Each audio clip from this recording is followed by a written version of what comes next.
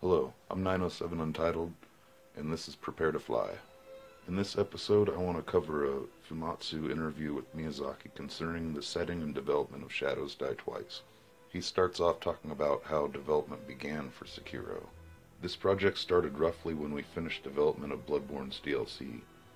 That was about the end of 2015. At the time, we were still working on Dark Souls 3, and we had a few ideas for titles to develop afterwards. From had originally worked on titles like Ninja Blade, Otogi, as well as Tenchu series from the third game on, so we thought we'd like to make a more Japanese-style game. One of those. 3 of the games we had been developing up until then, to myself and many of the younger developers in the studio, this would be our first chance to make a Japanese-style game. So we looked forward to picking up new ideas, and taking a new turn with the new title. Miyazaki then confirms FromSoft initially considering a Tenchu sequel. We initially considered publishing this under the Tenchu series, but we gave up on that idea quickly.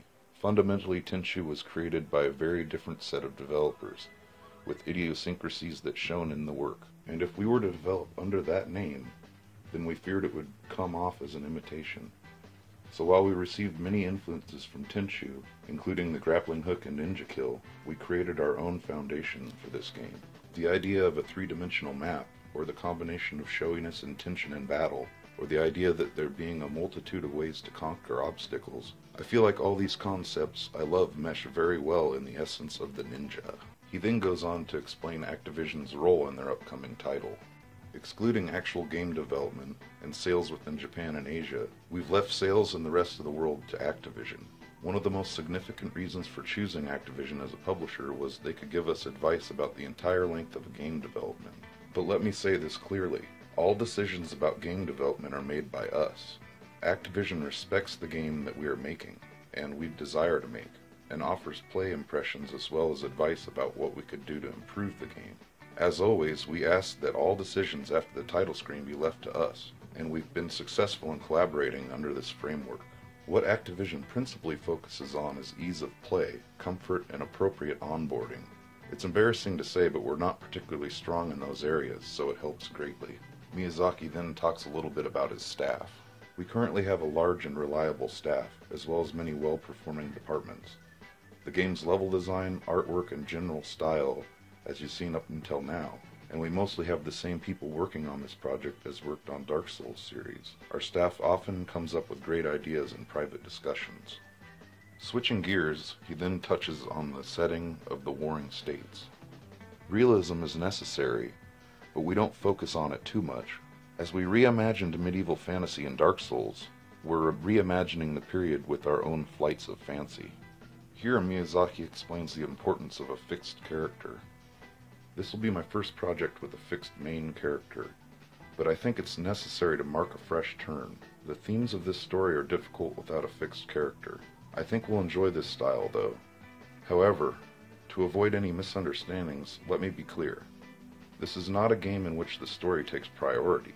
There are times when the story pushes the characters, but otherwise, in most respects, storytelling is little different from our previous works. I came up with the foundational ideas, and working with the other staff members to refine them. While I'm looking over their work closely, I've left most of the actual writing to that developer. While this is the first time I've directed the plot but not done the writing, I think it'll be good and fresh perspective for this work, especially given the idiosyncrasies of my writing style. He says to kill wisely in this next section concerning action. There are 3 major sides to the action design in this game. First, action uses the grappling hook. Being able to vertically traverse a 3-dimensional map, which is unique to this game, will allow players to better enjoy the map. Furthermore, the grappling hook enables movement during combat and widens the range of combat options. Second, the swordplay. This work has a unique perspective on swordplay, based on the Japanese style of swords furiously slashing together in mixed offense and defense. Fighters seek to wear down and debase their opponent's posture. We have a finishing blow, the ninja kill, based on this idea. The core of this battle structure is seeking a moment of weakness in a battle on the edge of death, just like a ninja.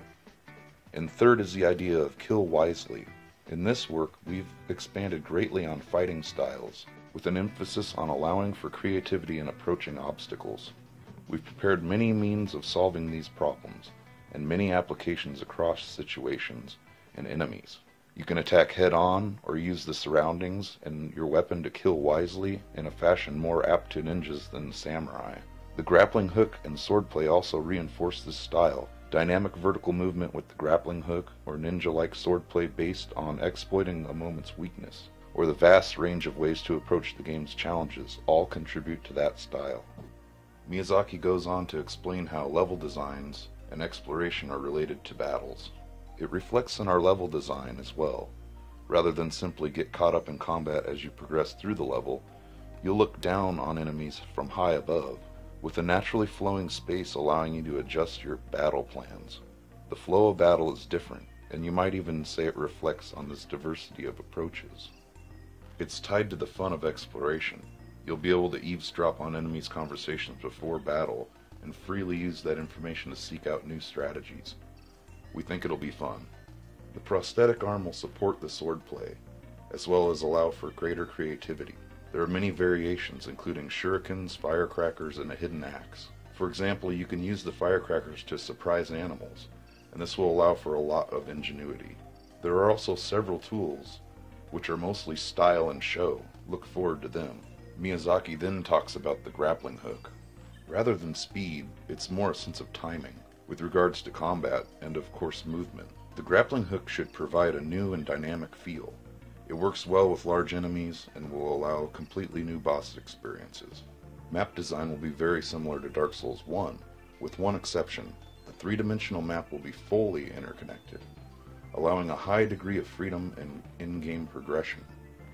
The grappling hook will allow you to maneuver effectively through that environment. We think the exploration will be fun. And finally, he talks about the difficulty.